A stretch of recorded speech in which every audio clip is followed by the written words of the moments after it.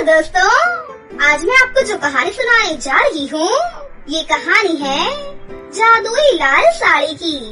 तो चलिए दोस्तों देखते हैं आज की ये कहानी।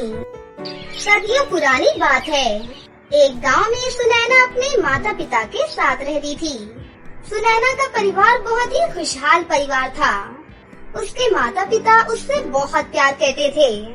सुनैना के माता पिता सुनैना को किसी भी चीज की कोई भी कमी नहीं होने देते थे और वो पूरे परिवार के साथ हमेशा वीकेंड पर घूमने जाया करती थी। ऐसे ही एक दिन सुनैना अपने माता पिता के साथ एक रेस्टोरेंट में खाना खाने के लिए जाती है, लेकिन तभी रेस्टोरेंट में अचानक से आग लग जाती है और सभी लोग इधर उधर दौड़ने लगते हैं। आग लगने की वजह से सब लोग इधर उधर हो जाते हैं और सुनैना भी अपने माता पिता से बिछड़ जाती है। सुनैना के माता पिता की उस रेस्टोरेंट में जल जाने से मौत हो जाती है। बेचारी सुनैना को जब ये बात पता चलती है कि उसके माता पिता अब इस दुनिया में नहीं रहे तो वो बहुत रोती है, क्योंकि अब बेचारी सुनैना अकेली रह जाती है, वो अनाथ हो जाती है। सुनैना को वहाँ रोता हुआ देख एक औरत चंदा उसे चुप कराती है और उससे कहती है, बेटी तुम रो मत, आज से तुम हमारी बेटी हो। आज से हम तुम्हारा ध्यान तुम्हारे माता पिता की तरह ही रखेंगे। अब तक हमारी केवल एक ही बेटी थी, आज से तुम भी हमारी बेटी बनोगी। कुछ दिन तक सुनैना वहाँ हंसी खुशी से रहती है और चंदा की बेटी रूपा के साथ खूब खेलती है। उसे किसी भी चीज की कोई भी कमी नहीं होती। लेकिन धीरे धीरे चंदा सोचती है कि मेरा असल मकसद तो इस लड़की को यहाँ लाने का ये था कि मैं इससे अपने घर का सारा काम करवाया करूँगी। अगर मैं कोई नौकर रखती तो मुझे उसे पैसे देने पड़ते, लेकिन अब मैं इसे धीरे धीरे करके सभी काम सिखा दूंगी और इससे घर के सारे काम करवाया करूँगी। इस तरह चंदा के तेवर बिल्कुल ही बदल जाते हैं। सुनैना, अरे ओ सुनैना, किधर है तू?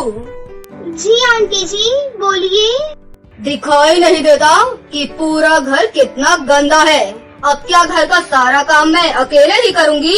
नहीं नहीं आंटी, आप ऐसा क्यों कह रही हैं? चलिए मैं आपकी मदद कर देती हूँ। उसके बाद सुनैना चंदा की मदद करने लगती है।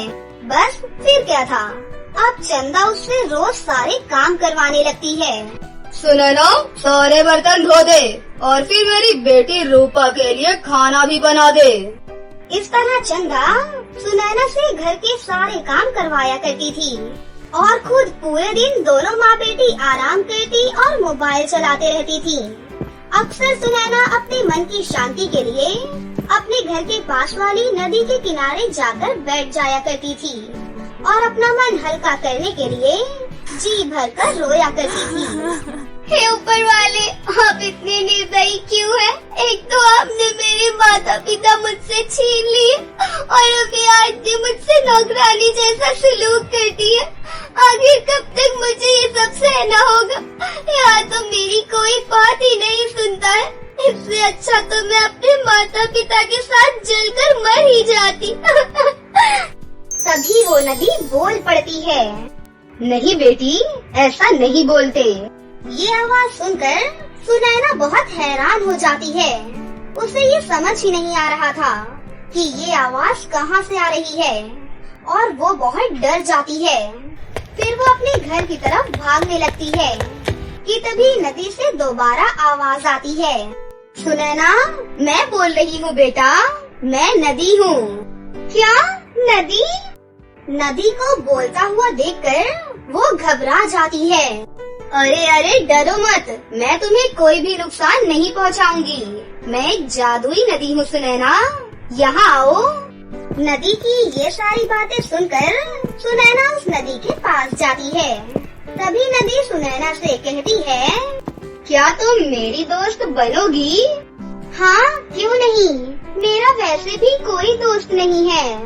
ठीक है, तुम्हें जब भी कोई भी बात करनी होगी तो तुम यहाँ मेरे पास चली आना, मैं तुम्हारी सारी बातें सुनूंगी। मेरे माता पिता बचपन में ही गुजर गए थे और अब मैं एक आंटी के साथ रहती हूँ। वो बहुत बुरी है। वो मुझसे घर के सारे काम करवाती है और मुझे 2 वक्त का खाना भी नहीं देती। मुझे बहुत जोर से भूख लगी है। बस इतनी सी बात। सुनैना की ये बात सुनकर नदी ने अपना जादू किया और उसके सामने स्वादिष्ट स्वादिष्ट भोजन लाकर रख दिए, जिसमें बहुत सारे स्वादिष्ट पकवान थे। अरे बाप रे, इतने सारे पकवान, इतना सारा खाना। खाओ खाओ, जी भर के खाओ सुनैना। उस दिन के बाद से अब सुनैना जब भी दुखी होती या उसका किसी से भी बात करने का मन होता तो वो नदी के पास बैठने चली जाया करती थी और उससे ढेर सारी बातें करती। सुनैना घर के सभी काम खुशी खुशी से करने लगती है और सभी काम खत्म करने के बाद नदी से बातें करने चली जाती और ऐसे ही 10 साल बीत जाते हैं। सुनैना अब बड़ी हो जाती है और बड़ी होने के बाद वो बहुत ज्यादा सुंदर हो जाती है। एक दिन सुनैना नदी के पास बैठी होती है कि तभी उसे उस आंटी की आवाज आती है। सुनैना, अरे ओ सुनैना। अरे जादुई नदी, मैं जा रही हूँ। आंटी मुझे बुला रही हैं। मैं अभी आती हूँ। ठीक है, तुम जाओ। कहाँ मर जाती है तू? रोज रोज तुझे चिल्ला चिल्ला कर बुलाना पड़ता है। वो आंटी जी बस यही बाहर वाली नदी के पास बैठी हुई थी। सारे काम हो गए क्या? हाँ, सब काम खत्म कर दिए हैं मैंने। सुन, रूपा को देखने के लिए लड़के वाले आ रहे हैं कल। माँ, आपको पता है मुझे वो लड़का बहुत पसंद आया है। मैं उसी से शादी करूँगी। हाँ बेटी, कल आ रहे हैं ना वो लोग। वो लोग तो तुम्हें देखते ही खुश हो जाएंगे। हाँ सुन, तू घर में बहुत सारे लोग आने वाले हैं तो तू घर की अच्छे से सफाई कर दे। और अरे माँ, ये तो बताओ कि मैं कल कौन सी ड्रेस पहनूं? बेटा, वो सब अभी डिसाइड कर लेंगे हम लोग। हाँ ठीक है। हाँ तो मैं कहा दी, तो तू सारे घर की सजावट भी कर देना। लेकिन माँ, अगर मैं उन्हें नहीं पसंद आई तो? ओहो, अरे बेटा, तुम अपनी माँ पर गई हो। वो लोग तुम्हें देखते ही पसंद कर लेंगे। हाँ महारानी, सुन, कल सभी मेहमानों का खाना भी तुझे ही बनाना है, समझी? पर माँ। नहीं नहीं, एक काम कर, ले तू ही बोल ले। बार बार डिस्टर्ब कर रही है। मजाक नहीं चल रहा है यहाँ पर। Sorry mom. अरे महारानी, ये दांत क्या दिखा रही है? जाकर सारे काम कर। ठीक है आंटी जी, मैं सभी काम कर दूंगी। सुनैना पूरे घर की अच्छे से सफाई कर देती है और साफ सफाई करने के बाद वो घर की सजावट भी करती है। ये सारे काम करते करते बहुत रात हो जाती है। सुनैना 2 घंटे के लिए सो जाती है और सुबह जल्दी उठकर बाजार से सामान लेने के लिए चली जाती है। सुनैना खाना बनाने के लिए ढेर सारा सामान बाजार से लेकर आ जाती है और अकेले ही सबके लिए खाना बनाती है। सब कुछ तैयार हो गया है आंटी जी। ये तो बहुत अच्छी बात है। आंटी, आज घर में गेस्ट आ रहे हैं। अगर रूपा के कुछ कपड़े हो तो आप मुझे पहनने के लिए दे दो ना। मेरे कपड़े बहुत पुराने हो गए हैं और फट भी गए हैं। सुनैना रूपा से ज्यादा सुंदर थी। चंदा जानती थी कि अगर सबके सामने वो गई तो वो लोग सुनैना को ही पसंद कर लेंगे। ये सोचकर वो कहती है, कोई जरूरत नहीं है तुझे बाहर आने की। बाहर बड़े बड़े लोग आ रहे हैं, तो अपने ये फटे पुराने कपड़े पहनकर बाहर मत आ जाना। मेरी भी तो बहन है ना, मैं भी उसके लिए कुछ करना चाहती हूँ माँ। मैंने जो कह दिया सो कह दिया। बाहर आने की हिम्मत भी मत करना, समझी तू? सुनैना उदास होकर नदी के पास चली जाती है और सारी बातें नदी को बता देती है। तुम्हें अपने रिश्तेदारों के सामने जाना है ना? हाँ, जाना तो चाहती हूँ, लेकिन मेरे पास अच्छे कपड़े नहीं हैं। अच्छा, तो तुम एक काम करो, अपनी आंखें बंद करो। फिर सुनैना जैसे ही अपनी आंखें बंद करती है, उसके सामने नदी एक जादू करती है और सुनैना के फटे पुराने कपड़े एक सुंदर सी लाल साड़ी में बदल जाते हैं। जैसे ही सुनैना अपनी आंखें खोलती है, अरे वाह, ये तो बहुत ही सुंदर साड़ी लग रही है। हाँ, अब तुम इसे पहनकर अपने रिश्तेदारों के सामने जा सकती हो और उनसे बातें भी कर सकती हो। और हाँ, ये एक जादुई लाल साड़ी है। ये तुम्हारी सभी इच्छा को पूरी करेगी। ये सुनकर सुनैना बहुत खुश हो जाती है। इसके बाद सुनैना वो सुंदर सी लाल साड़ी पहनकर सभी रिश्तेदारों के सामने आ जाती है। सुनैना को देखकर सभी उसकी तरफ उसे देखते ही रह जाते हैं। अरे वाह, ये कितनी सुंदर लग रही है। कौन है ये? यहाँ रूपा को देखने आया लड़का वो भी सुनैना को ही पसंद कर लेता है। एक ही नजर में वो सुनैना का दीवाना हो जाता है और वो सबके सामने सुनैना को प्रपोज करता है।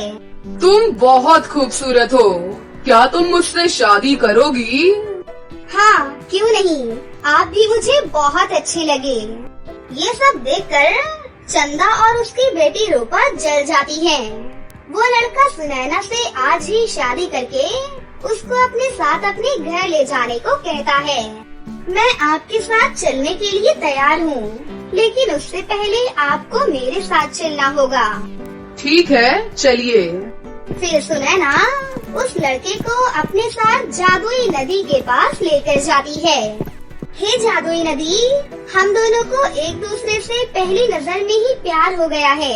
अब हम दोनों शादी करने जा रहे हैं। आप हमें अपना आशीर्वाद दो। तुम दोनों सदा खुश रहो, पूतो फलो।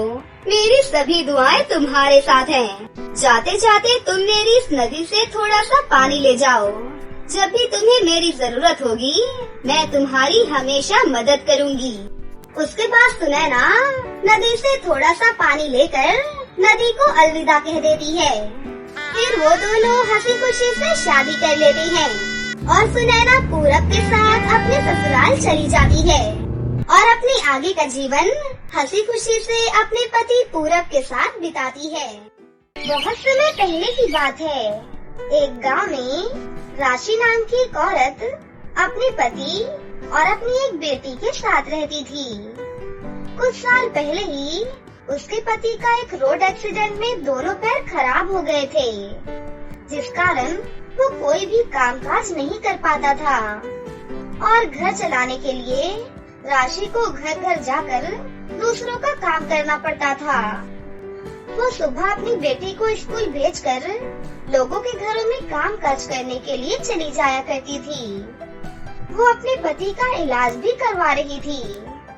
ऐसे ही कई महीने गुजर जाते हैं। अब राशि के पास बचा कुचा जो भी पैसा था वो सब घर खर्च और दवाइयों में खत्म हो जाता है। अब उसके पास घर चलाने के लिए भी बिल्कुल भी पैसे नहीं थे। राशि को घर घर जाकर काम करते हुए देखकर रमन बोलता है, आज तुम्हें ये दिन मेरी वजह से ही देखना पड़ रहा है। कहा मैं तुम्हें रानी की तरह रख रहा था और आज देखो तुम्हें नौकरों वाला काम करना पड़ रहा है। इससे तो अच्छा होता कि मैं मर ही जाता। तुम्हें ऐसी हालत में तो देखना नहीं पड़ता ना। आप अपने आप को मत कोसिए। भविष्य में क्या होने वाला है ये हमें कैसे पता होगा। जैसे आपको मुझे इस हालत में देखकर अच्छा नहीं लगता, ऐसे ही मैं भी आपको इस हालत में नहीं देख सकती। भगवान से यही प्रार्थना करती हूँ कि आपके पैर जल्दी से ठीक हो जाएं। राशि बहुत ही धार्मिक औरत थी। वो हर शनिवार को मंदिर में जाकर अपने पति रमन के लिए प्रार्थना करती थी। एक दिन राशि घर की साफ सफाई कर रही थी कि तभी उसकी नजर उसकी माँ के दिए हुए एक संदूक पर पड़ती है। राशि को अचानक अपनी स्वर्गवासी माँ की बात याद आ जाती है। बेटी, मैं तुम्हें ये संदूक आशीर्वाद के रूप में दे रही हूँ। संदूक को तुम तभी खोलना जब तुम पर कोई मुसीबत आए। माँ की बातों को याद करके राशि मन ही मन बोलने लगी, इससे बड़ी मुसीबत और क्या होगी। मेरे पति बिस्तर पर पड़े हुए हैं। घर का खर्चा जैसे तैसे चल रहा है। जहाँ 2 वक्त का खाना भी सही से नसीब नहीं हो पा रहा। शायद ये संदूक खोलने का सही समय आ गया है। राशि ने संदूक के पास जाकर उस संदूक को खोला। संदूक में एक बहुत ही प्यारी सी साड़ी थी। राशि को संदूक में साड़ी देखकर बहुत ही गुस्सा आया और वो गुस्से में आकर बोली, एक साड़ी, एक मामूली साड़ी मेरी मुसीबतों को कैसे दूर करेगी? मैंने कितनी उम्मीदों के साथ इस संदूक को खोला था। सोचा था कि इसमें पैसे या जेवर होंगे, लेकिन इसमें तो सिर्फ एक मामूली सी साड़ी है। अब मैं क्या करूं? एक आखिरी उम्मीद थी, वो भी टूट गई है। राशि गुस्से में वो संदूक बंद कर देती है। तभी अचानक से वो साड़ी चमकने लगी। चमकती हुई साड़ी को देखकर राशि घबरा जाती है। अरे, ये साड़ी अचानक से चमकने कैसे लग गई? राशि वो साड़ी अपने हाथ में लेती है। साड़ी हाथ में लेते ही साड़ी के नीचे एक चिट्ठी होती है। वो चिट्ठी उसकी माँ की होती है। उसमें लिखा था, बेटा, जैसे ही ये साड़ी तुम्हें मिलेगी तुम इस साड़ी को पहन लेना। साड़ी को पहनते ही साड़ी का चमत्कार शुरू हो जाएगा। ये एक जादुई साड़ी है जो मैंने तुम्हें अपने आशीर्वाद के रूप में दी है, जो कि कभी भी तुम्हारे बुरे वक्त में काम आ सकती है। और ये साड़ी मुझे एक बाबा ने दी थी जब मेरी एक मन्नत पूरी हुई थी। राशि वो चिट्ठी पढ़ते ही वो साड़ी पहन लेती है। यहाँ राशि साड़ी पहनती है और वहाँ उसके पति का पैर बिल्कुल ठीक हो जाता है और वो आवाज लगाकर बोलता है, अरे राशि, ये तो कमाल हो गया। देखो, मेरे पैर बिल्कुल ठीक हो गए। पता नहीं ये चमत्कार कैसे हुआ। मुझे तो लगता है हमारी प्रार्थना भगवान ने आज ही सुन ली। ये चमत्कार हमारी प्रार्थना की वजह से नहीं हुआ है, बल्कि इस साड़ी की वजह से हुआ है। ये साड़ी मुझे मेरी माँ ने आशीर्वाद के रूप में दी थी। जादुई साड़ी मिलते ही राशि और रमन की खुशी का ठिकाना ही नहीं था। अब राशि जादुई साड़ी से जो भी मांगती, जादुई साड़ी उसे पूरा कर देती थी। रमन भी अब पहले जैसे नौकरी करने लग गया था। राशि भी भविष्य के बारे में सोचकर एक दुकान खोल लेती है। एक दिन राशि की पड़ोसन अदिति उसकी साड़ी के चमत्कार को देख लेती है और वो मौका पाकर राशि के घर से उसकी माँ की दी हुई जादुई साड़ी को चुराकर अपने घर में ले आती है और घर ले जाकर उस जादुई साड़ी से बोलती है, हे जादुई साड़ी, मुझे सोना, चांदी, हीरे, मोती और बहुत सारे रुपए दे दे। मेरा सारा घर धन दौलत से भर दे और घर में बहुत उजाला कर दे। अदिति बड़ी ही गंभीरता से साड़ी की तरफ देखती रही, लेकिन कोई भी जादू नहीं हुआ। ये देखकर अदिति गुस्से में आ गई और गुस्से में आकर जादुई साड़ी से वो बोलती है, मुझे तो तू कुछ भी नहीं दे रही है। अब मैं तुझे ही नष्ट करके रख दूंगी। अदिति उस साड़ी में आग लगा देती है और देखते ही देखते आग बहुत तेज जलने लगती है। उसके घर के सभी पर्दे आग में जलने लगते हैं। पूरा घर जलने लगता है और जादुई साड़ी दूर खड़ी होकर मुस्कुरा रही होती है।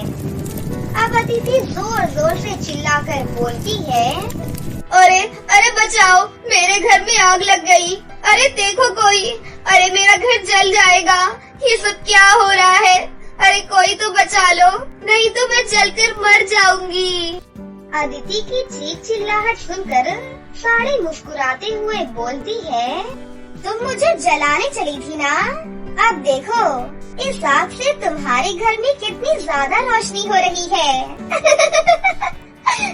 इतना कहकर वो जादुई साड़ी वहाँ से उड़कर सीधा राशि के घर पर पहुँच जाती है और अदिति को अपनी करनी का फल मिल जाता है और वो जादुई साड़ी राशि की बहुत ही अच्छी सहेली बन गई। तो दोस्तों, कैसी लगी आपको हमारी ये कहानी? अगर आपको हमारी कहानी अच्छी लगी हो तो इसे जरूर लाइक करें, साथ ही हमारे चैनल को सब्सक्राइब भी कर लें और बेल आइकन को दबाना ना भूलें। मिलते हैं अगली वीडियो में। धन्यवाद।